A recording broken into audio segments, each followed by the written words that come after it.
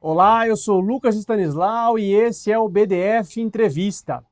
Para quem achava que o imperialismo dos Estados Unidos contra o Brasil era uma prática obsoleta, restrita aos livros de história, se surpreendeu. Ele está com tudo e se expressa concretamente no tarifaço que entrou em vigor nesta quarta-feira. O quanto essa medida protecionista do governo Trump deve atrapalhar a economia brasileira e o quanto o Brasil está preparado para reagir a essas medidas e também o que está por trás estruturalmente desse tarifaço, a gente vai entender hoje melhor, recebendo aqui o economista e historiador Pedro Faria. Pedro, obrigado por estar aqui com a gente no BDF Entrevista, seja bem-vindo ao nosso programa. Eu que agradeço, Lucas. É um prazer estar aqui conversando com você, sempre à disposição do Brasil de Fato. Maravilha. Pedro, eu queria começar te pedindo para ajudar a gente a entender se nesse caso dá para a gente separar o que é comercial, econômico, do que é político. Porque ainda que a Casa Branca alegue que precisa reagir ao déficit comercial que os Estados Unidos têm em relação ao planeta, na maioria dos casos, inclusive no caso brasileiro, cuja balança comercial é superavitária, né, já aí tem uma contradição, há vinculação com toda a questão ideológica da extrema-direita. Na primeira carta que o Trump publicou lá no ano passado, já vinculava o tarifaço à liberdade do ex-presidente Jair Bolsonaro. Agora a gente teve a recente visita do Flávio Bolsonaro também aos Estados Unidos. Então, eu queria que você ajudasse a gente a entender se dá e o que dá para a gente separar do político e do econômico. Acho que são esferas que se entrecruzam, né? É difícil separar totalmente, né? Por um lado, a gente viu no tarifaço do ano passado, como você mencionou corretamente, né? Que houve uma justificativa explicitamente política relacionada ao processo contra o Bolsonaro pela tentativa de golpe de Estado, né? Relacionada a outras questões vinculadas a supostas aí, violações à liberdade de expressão, né? Que na verdade são tentativas de restringir os efeitos negativos das empresas de tecnologia, né, das big techs, né, dos Estados Unidos, mas isso se mistura também com elementos de política econômica, uma política econômica que não parece ser muito racional, muito articulada, né? Ela, para começo de conversa, né, novamente você falou a questão de ela parte da ideia de que você estar em déficit comercial é ruim, né, necessariamente. E que você estar em superávit, supostamente você está ganhando do país com o qual você está em superávit. Não é assim que as coisas funcionam, né? O comércio exterior, você pode estar em déficit porque você importa daquele país especificamente coisas que só aquele país produz, você não tem coisas para exportar para aquele país, né? E depois você pode, inclusive, exportar aquele bem inicial para outro país, né? O país A importa do B, industrializa o produto, exporta para o C, então ele está em déficit com o B, mas com o C ele está bem, né? Claro. Então, assim, o comércio exterior é mais complexo, né? E a própria política econômica que o Trump parece adotar, né, ela é muito pouco articulada, ela é muito baseada nessas ideias simplistas, né, muitas vezes toscas, né, e associada a visões políticas igualmente simplistas e que seguem esse roteiro de tentar criar uma internacional da extrema-direita global, né? Então elas se misturam, existem os dois elementos, político e econômico, e é difícil separar exatamente quando é um, quando é outro, e às vezes, inclusive, pode ser um, você pode ter uma motivação econômica, justificada ou não, correta ou não, e você disfarçá-la de um discurso político, utilizando, né, elites de um país, como é o caso que a gente tem aqui, né, que estão dispostas a defender as ações de um país estrangeiro ao invés de defender a soberania nacional. Então, esses discursos se misturam, né, não é exatamente possível separá-los, né? Claro, claro, e ainda mais esse ano que o elemento eleitoral está no centro de tudo, parece, né? Sim. Quanto mais a gente se aproxima de outubro, o elemento eleitoral vai ficando no centro do debate, né? Agora, Pedro, uma das motivações citadas pelos Estados Unidos para esse tarifaço é a suposta ameaça que o PIX representa, né? Queria te fazer essa pergunta: o quanto você acha que, de fato, o Pix ameaça a hegemonia de Visa e Mastercard?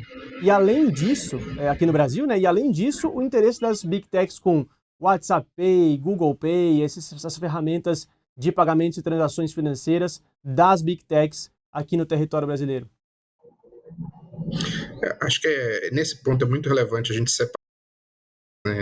As operadoras de cartão ganharam mais dinheiro com o Pix, né? Uhum. Porque, enfim, mais pessoas foram bancarizadas, a gente teve uma explosão do acesso aos serviços bancários no Brasil. Essas pessoas acabam não usando só o Pix, elas utilizam cartões de débito, cartões de crédito, o que gera receitas para as operadoras de cartão, né? Aqui está em jogo uma disputa sobre o controle do ambiente econômico, dos fluxos econômicos, né? Então não é só uma questão de ganhar ou perder. O que elas perderam, as operadoras de cartão e principalmente as Big Techs, né, que propõem as suas carteiras digitais ali, foi o controle sobre um espaço econômico, vamos dizer assim, que lhes permite extrair rendas de monopólio, né? Então, por mais que as operadoras de cartão tenham ganhado um pouco mais de dinheiro com essas pessoas que entraram para o sistema bancário e estavam excluídas antes, elas perderam o controle. Quem dita o controle hoje da principal ferramenta né, de negociação, de trocas comerciais, que é o PIX, é o Banco Central Brasileiro. É um exercício de soberania brasileiro. O que elas gostariam é que esse controle, né, fosse delas e que elas pudessem extrair rendas de monopólio, ao invés de fornecer um serviço, né, num ambiente de concorrência capitalista, né, elas não se interessam em oferecer o serviço num ambiente de concorrência, onde elas podem até ganhar dinheiro, ganhar mais dinheiro, mas não controlar, não ter renda de monopólio. Então, o que interessa, né, nesse estágio do capitalismo que a gente vive, para essas empresas, é ter o controle, né? E esse, de fato, o PIX, ele estabeleceu, ele delimitou a soberania brasileira, né? Olha, o Brasil provê uma infraestrutura pública de pagamentos gratuita que permite que os seus cidadãos, né, tenham facilidade em transacionar, né, em fazer compras, vendas, né, em abrir seu negócio, né, sem depender de um intermediário, sem estar sujeito às sanções que podem acontecer, né, como esse intermediário está lá, as operadoras de cartão, as Big Techs, sujeitas à lei americana, aos interesses americanos. A gente vê como tem sido ampliado o uso de sanções econômicas, né, contra países inimigos, que eles consideram inimigos, né, Rússia, Irã, etc. E a gente exerce nossa soberania ao garantir uma infraestrutura pública. Todo mundo aqui ainda pode utilizar os cartões, pode utilizar as carteiras digitais, nada impede que essas empresas se estabeleçam no Brasil, fazem, né, operem, ofereçam serviço, obtenham lucro. Elas só não têm o controle do espaço completo, da infraestrutura completa. E isso a gente vê que bem como uma redução dos seus interesses econômicos, uma limitação aos seus interesses econômicos. Né?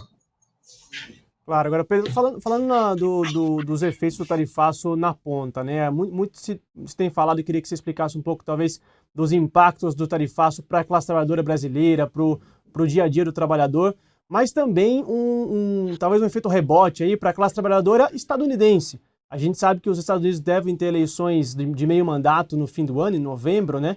Trump está lutando contra uma espiral inflacionária ali muito motivada pelo aumento do preço dos combustíveis, por conta justamente da guerra que ele criou no Irã, tentando resolver isso com reservas venezuelanas, um pouco nesse impasse venezuelano que foi criado ali, mas entrou em guerra, em confronto direto com Jeremy Powell também, o presidente do Fed, sobre a taxa de juros.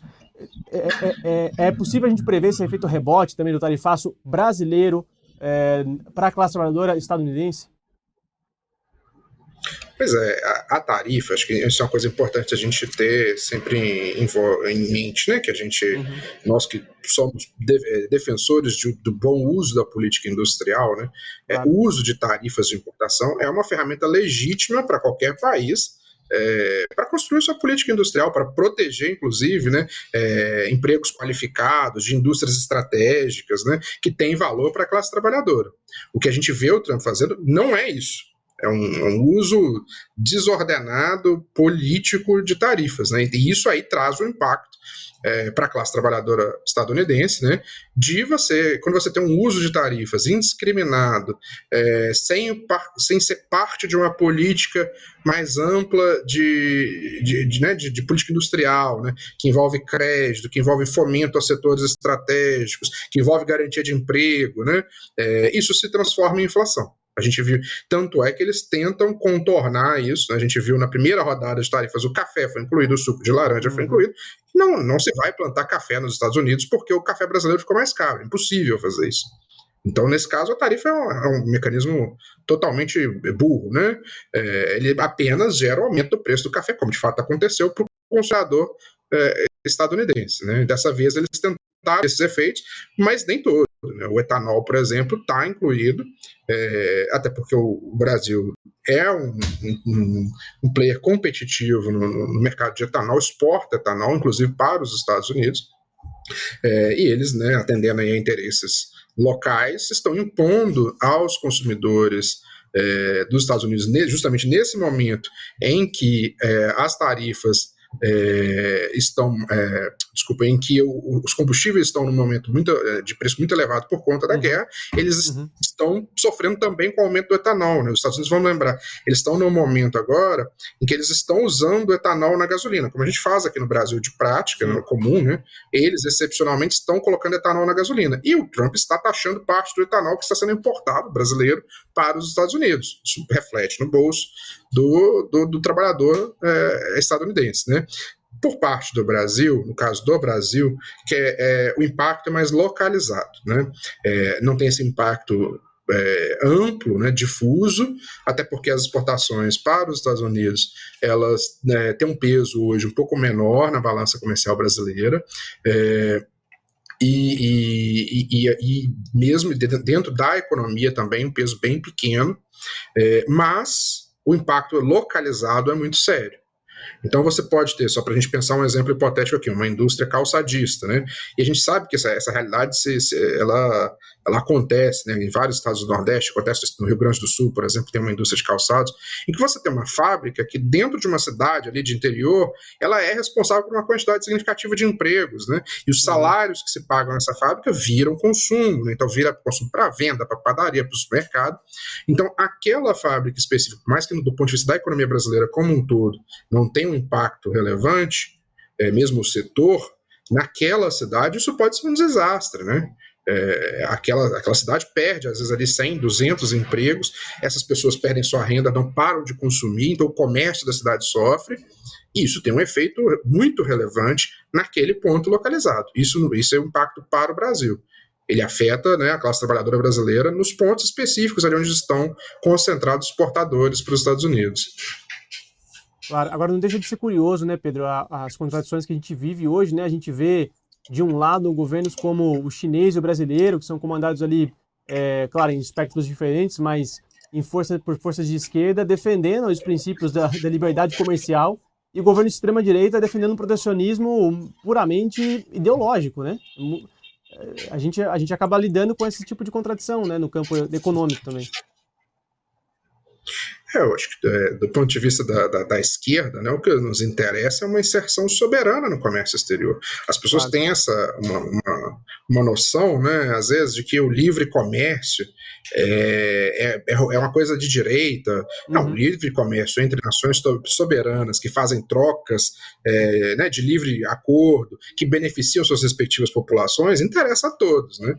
Todas as economistas socialistas da história participavam do comércio internacional, né? Na medida em que lhes é permitido, né? A gente vê que o que exclui países socialistas como Cuba, como a Coreia Popular, como o Irã, que não é um país socialista de qualquer forma, também é excluído. O que os exclui do comércio internacional não é um desejo de isolamento, é a impossibilidade de realização do comércio, né? Então interessa para nações soberanas participar do comércio. O que não interessa é esse uso indiscriminado de ferramentas de política econômica como ferramentas de exercício de poder imperialista, né? Isso não interessa a nós, né? Claro, ainda mais com bloqueios e sanções, né, como são casos, por exemplo, da Venezuela, de Cuba, do Irã, que são muito mais Exato, agravados e extremos, né?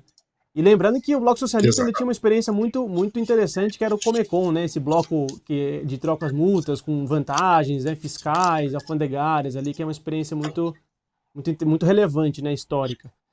Mas Exato. O comércio internacional é de interesse, né, da claro, classe trabalhadora, né? claro. Pedro, voltando ao tema do Pix, né? A gente observando, eu citei a China, mas também o exemplo da Rússia em relação a essas bandeiras de cartão, né? E também a inserção dos países no sistema SWIFT, né? A gente tem no caso da China uma hegemonia da presença de mecanismos locais, né? Então, o Alipay, o WeChat Pay são mecanismos chineses e o país detém o controle, né? De ponta a ponta desses sistemas de troca.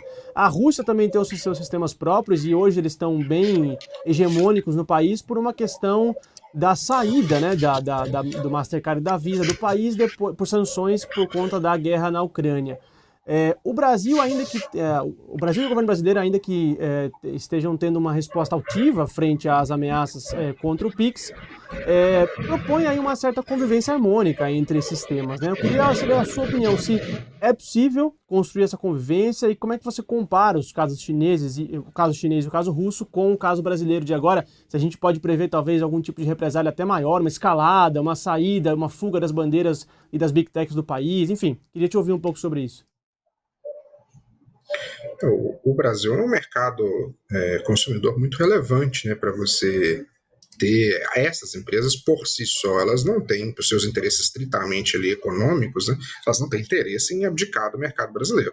É claro que essas empresas estão inseridas numa dinâmica capitalista própria, né, do capital estadunidense, onde elas podem vir a ser, né, forçadas a sair desse mercado por conta de interesses maiores do capital né, nos Estados Unidos. O que acho que assim, é perfeitamente possível, né, que um sistema de uma infraestrutura pública de pagamentos como o Pix conviva com cartões, né, de qualquer nacionalidade, inclusive, né, desde que as empresas operem sobre a lei do país onde elas pretendem operar. Né. Nenhum desses países, né, a China, por exemplo, não excluiu a operação de redes sociais, por exemplo, o Facebook saiu da China não porque ele foi excluído, porque ele foi proibido, mas porque ele se Uhum, recusou a operar segundo as leis vigentes dentro da China. Né? claro. E assim deve ser com qualquer país soberano. Né? Nenhuma empresa tem um direito natural de exercer sua atividade econômica numa jurisdição, né, num país, até em uma jurisdição subnacional, sem respeitar as regras daquela jurisdição, né? Uhum, Ou exigindo que se respeite as regras de outra jurisdição. Né? Até para a gente pegar um caso, pegar a história chinesa, né? O século da vergonha, da humilhação dos chineses no século XIX, a principal característica dele é justamente a presença de jurisdições estrangeiras, imperialistas, no território chinês. claro. Então, você ter áreas de cidades, você ter províncias inteiras, em alguns momentos da história chinesa, em que vigorava para os estrangeiros a lei de seus países, né? Então o americano estava sujeito à lei americana, e os chineses sujeitos à lei chinesa. Né?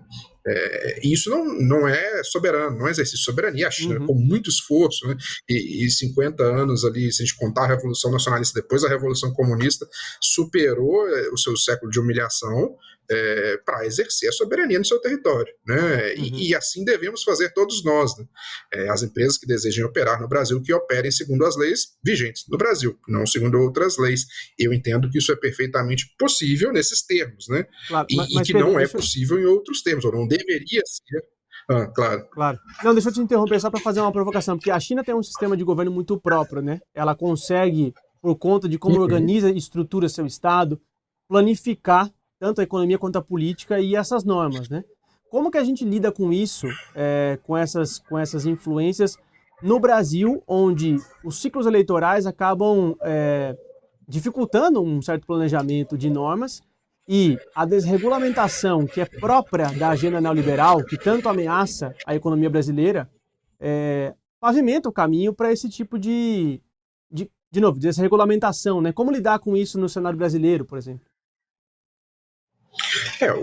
Nós que não temos o privilégio de ter passado por uma revolução socialista, a gente convive com um conflito de classes ali na esfera política, em que interesse do capital, interesse da classe trabalhadora se disputam, e interesses inclusive internos, né, à classe capitalista, né, a gente vê blocos diferentes que ora se associam a interesses internacionais, capital internacional, ora tentam exercer sua autonomia enquanto capital nacional, cada vez menos, infelizmente, né? O capital brasileiro é cada vez mais subordinado ao capital internacional, mas a gente vê essas disputas ocorrendo, e no Brasil o que resulta disso, né, acaba resultando uma convivência ali entre um sistema proposto pelo Estado, centralizado, uma infraestrutura como o PIX, gratuita, de uso facilitado para toda a população, com interesses de capitais estrangeiros, né? Numa economia capitalista como o Brasil, que tem um Estado onde convive, onde vive ali a luta de classes, você acaba achando acomodações, né, dada a correlação de forças entre as classes e entre os blocos internos ao capital, você acha um regime de convivência ali entre o exercício da soberania e o atendimento a interesses do capital internacional, né? E a gente tenta o tempo todo garantir que o exercício da soberania se expanda, né? Por mais que a gente não consiga fazer o exercício soberano de um planejamento de longo prazo, como é feito, né, na China e outros países, né, a gente tenta fazer expandir as capacidades, né, expandir as infraestruturas públicas, como é o caso do PIX, garantir o acesso universalizado, né, ao trabalho, às fontes de renda, etc., que é uma das funções dessa forma de pagamento, né, e vamos aos poucos tentando garantir esse espaço e impedir retrocessos que são patrocinados por, né, parte da elite política, né, que a gente vê na extrema-direita, que se subordinam a interesses estrangeiros, né? A gente tenta limitar os danos que a atuação dessas pessoas que causa, né? Claro. Pedro, vamos falar então dessa luta de classes, desses interesses que estão sendo jogados aqui no Brasil, né? Eu queria te perguntar, o que poderia ser feito no plano interno para fortalecer ainda mais essa linha soberanista da economia do país, né? Por exemplo, com a crise do Master, agora do Banco Master, ressurgiu um debate muito forte sobre ampliar os controles do Estado brasileiro sobre o sistema financeiro nacional, né? E aí, sugestões, o governo com uma política econômica poder intervir, conseguir intervir muito mais no mercado de dívida, conseguir incidir ali de maneira um pouco mais estratégica, política, com relação à taxa de juros, por exemplo, para poder utilizar isso, acabar com a farra dos bancos, né, utilizar isso como um instrumento de indução de crescimento, né, de indução de crescimento industrial, real, geração de emprego. Queria te ouvir sobre isso. O que poderia ser feito para fortalecer no plano interno essa corrente soberanista da economia brasileira? Eu costumo dizer, né, sempre adaptando a frase do Mao, né, o poder político sai do cano da arma, dizia o Mao, né, acho que tem um sentido literal ali, ele está falando naquele momento do Exército de Liberação Popular, né, mas acho que a gente tem que pensar que a política econômica, ela funciona quando o Estado, né, tem o governo e o Estado tem bala na agulha, né, não basta você ter caneta, né, a tinta da caneta por si só não funciona, né? Então não basta, né, que é a ideia do Estado neoliberal, se a gente voltar na década de 90, com as privatizações, qual que era a ideia ali por trás, né, o discurso? Você privatiza e você cria as agências reguladoras, e as agências reguladoras vão criar as regras, então supostamente haveria um exercício da soberania por meio da regulação, e os atores econômicos, né, os capitais ali estabelecem sua atuação própria dentro das regras. A gente vê que não é assim que funciona, enfim, era bastante óbvio que não funcionaria assim. O que acontece é que os capitais vão capturando as agências reguladoras e tornando-as, né, mecanismos de exercício do seu poder econômico, né, exercício político do seu poder econômico. Então, o que a gente tem que ter é voltar a dar bala na agulha para o Estado. O que seria isso? É o Estado não apenas regular, mas ter atores dentro de cada setor, e aí dentro do sistema financeiro, é ter bancos públicos, é ter bancos de desenvolvimento, né? Como é o caso do BNDES, os bancos públicos, a Caixa, o Banco do Brasil, que executem na prática e estabeleçam um desafio econômico para os atores privados para que eles também cumpram as regulações que o Estado propõe. O que eu quero dizer com isso? Se a gente voltar lá no governo Dilma, por exemplo, né, a gente viu que os bancos públicos tomaram a liderança de reduzir o spread das taxas de juros no Brasil. Uhum. E isso, ao contrário do discurso da época, né, de que isso é você usar o banco público, causar prejuízo, e aí no caso do Banco do Brasil, né, que tem capital aberto, você causa prejuízo para o acionista minoritário, pelo contrário, né, os bancos públicos cresceram no mercado. A gente vê a mesma coisa com a Petrobras agora no governo Lula 3, né? A Petrobras estava deliberadamente sendo reduzida de tamanho por meio de venda dos seus ativos e por meio de redução do fator de operação, de utilização das refinarias. As refinarias estavam ociosas. O governo Lula, ele elevou, ao mesmo tempo em que ele não aumentou o preço de acordo com a dinâmica internacional, óbvio que os preços internacionais tinham efeito ainda, mas não 100% como era antes, ele elevou a produção das refinarias. O resultado é que a Petrobras se tornou mais lucrativa. Né? Uhum. Então o Estado tem que ter bala na agulha, não basta ele regular, ele tem que ter um banco público, ele tem que ter uma Petrobras, que não precisa necessariamente, dentro de uma economia capitalista, a gente não vai conseguir impor necessariamente um monopólio daquela atividade. Né? Hoje é muito difícil, às vezes, politicamente, você lutar por isso. Não que não seja justificado, mas é difícil, dada a correlação de forças. Mas manter a presença estatal, tentar expandir a atuação estatal e fazer com que ao capital privado que tente descumprir o que a proposta que o Estado apresenta, né? Que a classe trabalhadora, por meio do Estado, apresenta, que tem um custo econômico. Então, se ele não baixa o spread de juros, ele quer cobrar uns juros mais altos, o banco público vai roubar o seu cliente. Né? Ou seja, você está propondo, o que você está propondo, então, é a boa e velha lei da concorrência. O Estado tem que concorrer com o setor privado, tem que ser mais atrativo que o setor privado. Não quer dizer, você citou o Mal, né? Eu vou citar o Lenin, não quer dizer usar o Estado para reprimir as forças privadas, né? As forças burguesas, quer dizer concorrer com elas. Hoje que nós estamos, dada a correlação de forças que a gente tem hoje, eu entendo que esse é o caminho, né? A gente pressionar, a gente usar as ferramentas que a gente tem, que são os bancos públicos, no caso do setor financeiro, para tentar disciplinar o capital, né? Que, enfim, a gente não tem a força que a China tem. A China disciplina o seu capital muito bem, né? Quase o partido estabelece as metas, né, e permite, né, existe uma predominância do capital estatal na China, que também aqui nós não temos, mas lá existem capitais privados, existem no setor financeiro, existe um pouco, né, nos setores industriais, de comércio, serviço, existe mais, mas eles estão sob uma disciplina dada pelo plano. Né? Aqui, obviamente, a gente não tem essa correlação de forças, mas dada a nossa correlação de forças, nós podemos pensar numa atuação progressivamente mais ousada dos bancos públicos. Né? Não é só concorrer, acho que é isso, não é só questão de concorrer, você tem que ter o Estado dando a direção por meio da política pública, né? Então, nos interessa financiar a transição energética.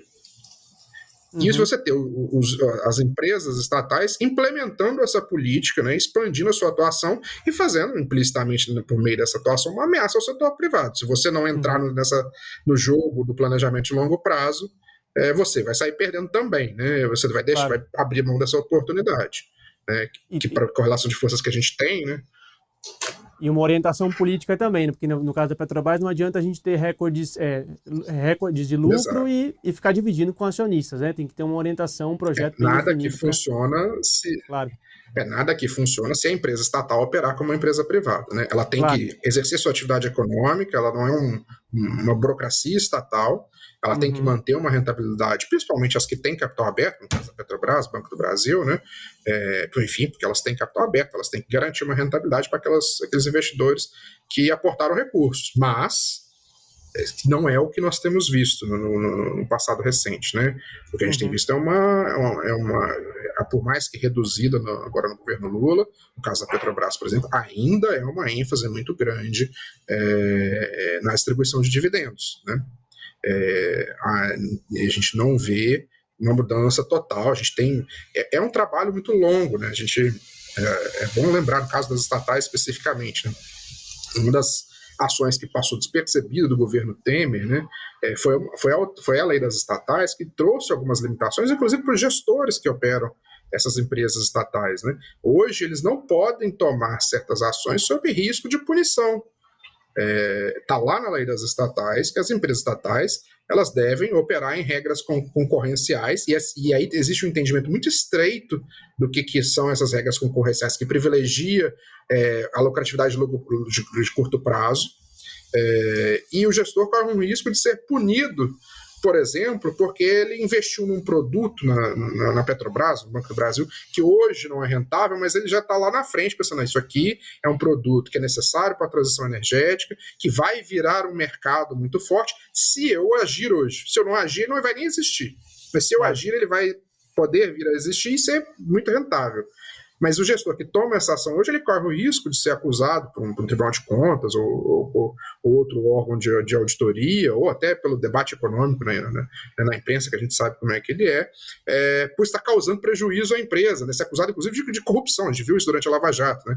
Em que escolhas de política pública, de política econômica, escolhas de atuação das empresas eram caracterizadas como desvio de recursos, quando na verdade se tratava de uma opção, né, por seguir um caminho tal, sem favorecimento ilícito para ninguém, né? Então o gestor hoje, ele, infelizmente, das estatais está muito constrangido ainda, né, para sua atuação, para fazer isso aqui que eu passei um tempão descrevendo, né? Claro. Pedro, um hipotético governo Lula 4 tem condições de fazer isso que você propõe? Bom, espero que a gente avance, né? A gente está avançando, né? Acho que talvez não na velocidade que a gente gostaria de ver, mas eu acho que tem avanços muito claros, né? Tanto no setor financeiro, nas estatais do setor financeiro, na Petrobras, o caso do BNDES, a gente tem o BNDES aí atingindo 1 trilhão em ativos agora, né?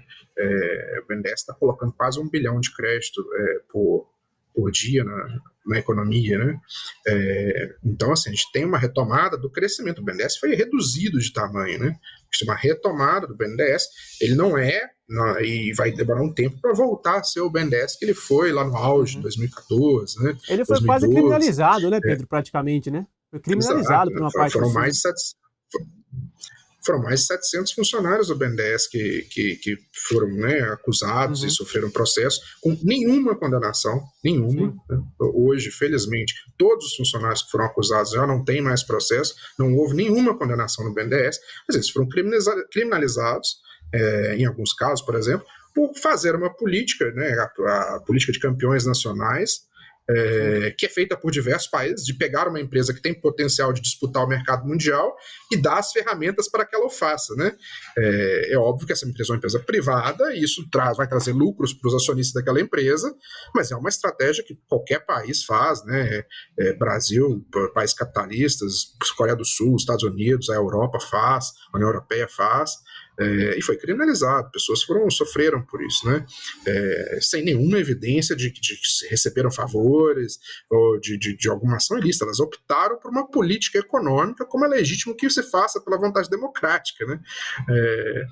Então, a gente está tentando retomar isso. Houve muito avanço no governo Lula 3, mas a gente está recuperando terreno perdido, né? E a gente espera que no próximo governo, quem sabe com a correlação de forças mais favorável, e correlação de forças é sempre bom lembrar, né? Não é algo estanque, é algo que a gente cria, né? Não cria a nossa vontade, né? Sem a revelia da realidade, mas a gente altera a correlação de forças com a luta organizada, e a gente espera que, né, agora seguindo a eleição, a gente tenha uma correlação de forças mais favorável para permitir a expansão da atuação das estatais, né? Para que elas voltem a fazer o que já fizeram, não estamos pedindo nada de muito, muito ousado, não. Deixa eu aproveitar, Pedro, sua formação também como historiador, para te pedir um paralelo, um outro momento de extrema tensão que o Brasil enfrentou contra o imperialismo estadunidense, que foi em 64, né? Nos estertores ali do golpe de 64, quando o governo dos Estados Unidos, então o presidente Kennedy, utilizava a dívida externa que o Brasil tinha, e também os recursos milionários, repasses milionários da chamada Aliança para o Progresso, nesse projeto da Casa Branca para afastar a América Latina, governos da América Latina de Cuba, né? Cuba então recém passado pela Revolução, recém-declarado seu caráter socialista, e os Estados Unidos usaram tanto os repasses milionários da Aliança para o Progresso quanto a dívida externa brasileira para chantagear o governo do presidente João Goulart, comprando votos contra Cuba em instâncias multilaterais, na OEA, na ONU, e também no pessoal, no bilateral, né? E chegou até a conspirar com alguns governadores, Magalhães Pinto, Carlos Lacerda, né? A gente pode até fazer um paralelo com figuras de hoje, né? Governadores e senadores de hoje. Mas queria te pedir para traçar um paralelo histórico, se dá para a gente pegar esse exemplo de 64, dessas pressões do imperialismo, com o que a gente vem sofrendo hoje em relação às tarifas. Claro, o Brasil não tem mais a dívida externa como tinha antigamente, né? Mas um elemento ideológico também, de certa maneira, está presente, né? Olha, às vezes eu me pergunto se nós não vivemos uma situação até pior, né? Porque naquele período, né, pelo menos, né, sem fazer, obviamente, nenhum alívio da realidade que foi o golpe de 64, né? Pelo menos os militares eram nacionalistas, né? Então, assim, pelo menos o que veio depois, a gente teve um período bastante liberal de política econômica imediatamente após o golpe, ali, né, em 64, 67, mas os militares tinham um projeto nacional de desenvolvimento. Claro. Concentrador de renda, desigual, como a Maria de Conceição Tavares sempre falou, né, que não era baseado num desenvolvimento econômico propriamente, né, o Celso Furtado, mais para frente, ali, ele chamaria o modelo militar dos militares, né, de modernização produtiva, não de desenvolvimento, porque a gente não desenvolveu, a gente só modernizou o nosso parque industrial, mas, né, pelo menos isso, né, os militares tinham. Hoje o que a gente vê nesse agrupamento de extrema-direita é um grau de subordinação ao interesse dos Estados Unidos vergonhoso, né? É tão vergonhoso que, assim, a gente... É até uma atribuição de força que acho que é até indevida, né? O Flávio Bolsonaro ficou lá, ele e o irmão, pedindo tarifas, mas eles estão... A atuação dos Estados Unidos é completamente alheia ao trabalho deles, né? Os Estados Unidos estão perseguindo seus interesses e eles ficam lá de palhaço ao redor, né? Enfim, falando besteira e pedindo que os Estados Unidos causem danos ao Brasil. E eles não têm sequer um projeto econômico, não tem um projeto de país, né, uma milicianização da política, né, são interesses mesquinhos, territoriais, né, individuais, ali, de enriquecimento pessoal, assim, que são mais comezinhos do que, pelo menos os militares de 64 tinham a decência de ter um projeto nacional, né? Claro. Acho que nesse caso é até pior, né? A subordinação, a submissão, o viralatismo é mais tacanho, pior ainda, né? O Eduardo Bolsonaro chegou a sugerir que o Brasil substituísse o Pix pelo Zelle, né? Essa plataforma privada de trocas. Vergonhoso. É pior, né? Enfim, eu já tenho bastante tempo, eu morei 6 meses nos Estados Unidos, né? Mas naquela época, né, já tem mais de 13 anos isso. Naquela época, o sistema bancário brasileiro já era melhor, né, do que o sistema americano, né? E o Zelle, você vai olhar, eu nunca usei o serviço, mas você vai olhar as características do serviço, ele é infinitamente pior que o Pix, claro, né? Que é uma infraestrutura pública, gratuita para o consumidor, né? Com a taxa muito moderada para o empresário que utiliza o Pix, que é universal, né? Que é rápida, que finaliza as transações imediatamente, você paga, mostra o seu celular ali, a pessoa recebe no dela na hora. Esse Zelle não tem nada disso, né? É vergonhoso uma pessoa que é um representante político, ele era, né, um deputado federal, falar isso. Assim, isso deveria gerar uma ojeriza, um nojo em relação à pessoa que fala esse tipo de coisa imediato, né? Infelizmente, a nossa situação política hoje não é essa, mas deveria ser, né? É vergonhoso. A gente tem uma coisa que é orgulho nacional, né? É engraçado como eles viraram a chave, né?